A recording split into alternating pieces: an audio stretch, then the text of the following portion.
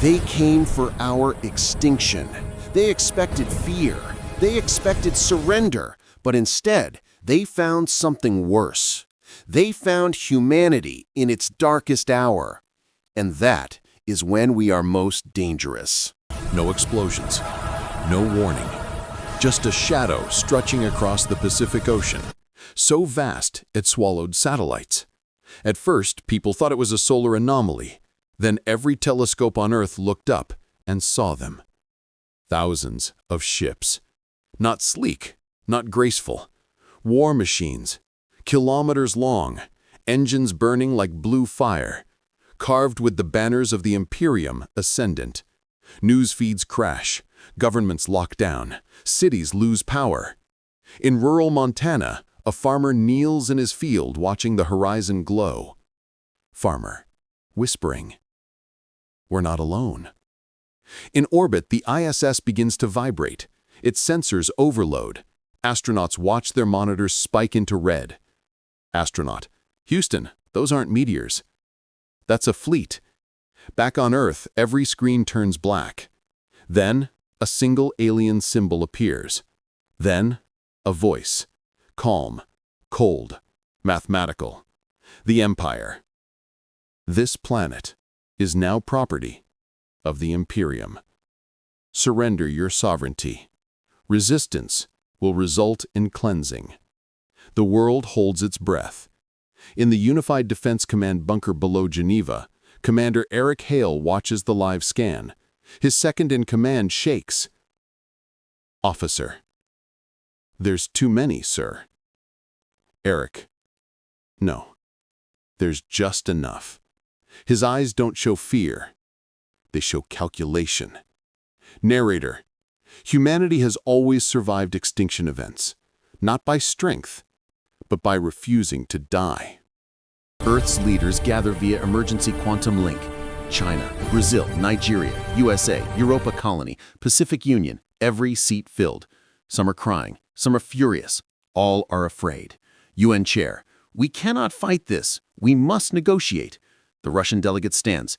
"They're not here to rule us. They're here to erase us." Silence. All eyes turn to Eric Hale. Years ago, he was a war hero. Now he's the man everyone hoped they'd never need again. Eric. "They'll give you peace, right up until the last human stops breathing." The Indian representative leans forward. "India. So what do you propose?" Eric's voice hardens. "We fight. But not conventionally. We awaken Project Revenant." Several officials recoil. China. "Project Revenant was shut down for a reason." Eric. "Yes, because it worked." Deep under the Arctic, a secret installation roars back to life. Frozen ice cracks like thunder. War sirens echo in abandoned corridors. Soldiers in insulated suits sprint through frost-covered tunnels. Revenant wasn't a weapon. It was a last resort, an experiment in resurrecting humanity's most dangerous war machines. War platforms built from forbidden AI frameworks, piloted by neural link humans whose minds were altered to handle impossible speeds. In storage bays beneath kilometers of ice, giant silhouettes awaken. Revenant 01, the colossal siege frame. Revenant 07, the humanoid titan. Revenant Prime, a ship with a spine like a dragon and engines like a star-going supernova. The lead engineer watches as systems come online. Engineer, "God help us, we're bringing back the monsters we buried." Eric steps forward.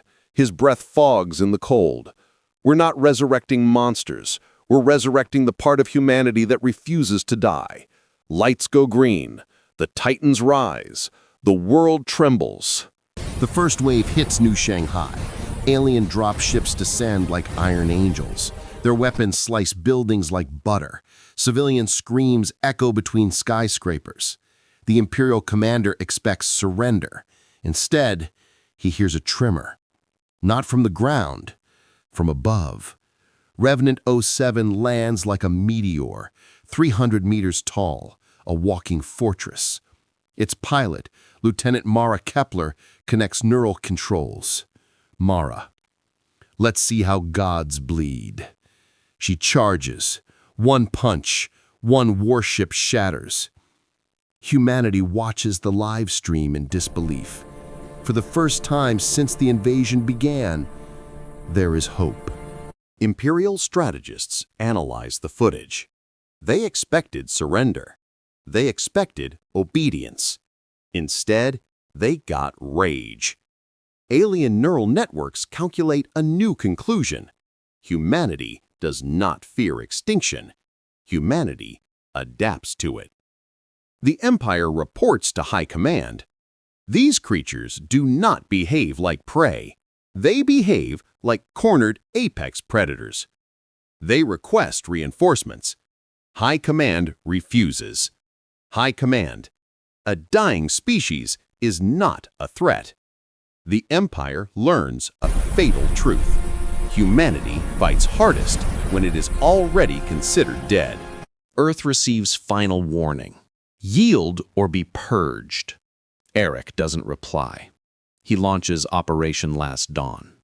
The entire planet mobilizes. Factories become ammunition lines. Old missiles are stripped for uranium cores. Hospitals convert to field stations. Humans who aided each other last week now fight shoulder to shoulder. In orbit, Revenant Prime ignites its FTL spinal core. Engineer: if we fire this thing wrong, it could crack the moon. Eric: then aim carefully. The final battle begins above Earth. 50 alien dreadnoughts, 1 Revenant warship, matching fire for fire. An AI-human hybrid against an empire. Humanity should lose, but it refuses to.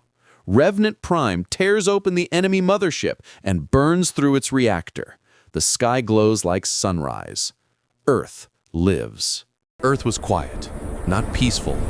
Quiet like a battlefield after the last gunshot. The smoke still drifted through ruined cities. Craters glowed like fresh scars. Millions stood on rooftops, staring at the sky where the Armada once was. For the first time in 17 days, humans saw the sun again. The Empire hadn't left because it was defeated. It left because it was afraid. Their final encrypted message bounced across their retreating fleet, a transmission never meant for human eyes. This species is a contagion. They do not submit. They escalate. Classify humanity, extreme hostile. Quarantine Earth. Never invade again. Inside the remains of the Geneva bunker, Commander Eric Hale stood before a broken camera terminal. Blood on his face, armor cracked, exhaustion in every movement. But when he spoke, his voice carried like thunder. Eric, to every empire listening, to every conqueror watching us from the dark, we were supposed to break. We were supposed to die. But instead, we became something you cannot kill. He steps closer. His eyes burn like a man who has seen extinction and refused to accept it. Eric, we do not want peace. Not anymore. We want memory. We want every world to remember what happened here. The day a dying species looked a galactic empire in the eye and said no. Screens across the world light up as the transmission spreads. Even ruined satellites echo his voice into deep space. Billions listen. Some weep, some whisper. Some raise their fists to the sky. For the first time in human history, we weren't just surviving. We were terrifying. The feed cuts. Silence. Then a new broadcast signal appears. Not alien, not military. A child's voice. Shaking, but proud. If they come again, we'll be ready. The message spreads like wildfire. Not through governments, but through people. Across colonies, across hidden bunkers, across every surviving frequency. Humanity has no empire, no fleet, no throne. But it has something older, something unbreakable. Defiance. Narrator. We were never meant to win. We just refused to lose, and now the galaxy knows. Humanity does not fear extinction. Humanity becomes extinction for anyone who tries.